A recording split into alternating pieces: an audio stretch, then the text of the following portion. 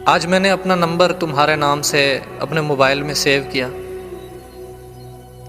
फिर जैसे तुम मुझे पुकारती थी वैसे ही मैं अपने दूसरे नंबर से खुद को मैसेज किया। मोबाइल की बेल बजी, देखा तो तुम्हारा ही नाम चमक रहा था। मैंने मैसेज ओपन किया और पढ़ा। पहले तो हंसा लेकिन उसके बाद खुद ही जवाब दिया और बहुत रोया। इतना रोया कि मेरा तकिया तर हो गया। मेरी आंखें सूज गई, दर्द होने लगा आंखों में। आंसू थे कि रुक ही नहीं रहे थे।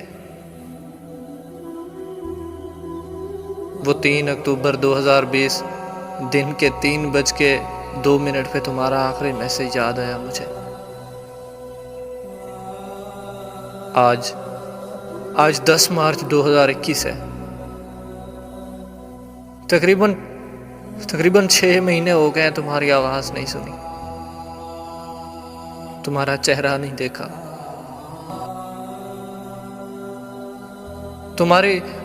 तुम्हारी उंगलियों से टाइप हुआ एक मैसेज तक नहीं देखा। वो जो तुम व्हाट्सएप पे मेरे लिए स्टेटस लगाती थी वो स्टेटस नहीं देखा। तुम्हें याद है एक दिन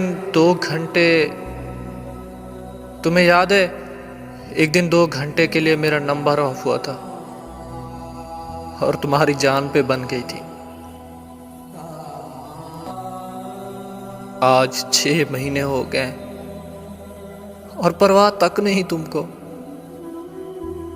अब मेरी जान पे बनी हुई है, प्लीज लौट आओ ना। याद है एक बार मैं नाराज हुआ था तो तुमने ब्लेड से अपने बाजू पे जख्म लगा लिए थे और मैंने डांटा था। वो चंद लम्हों की जुदाई में खुद को कितनी अजियत दी थी तुमने।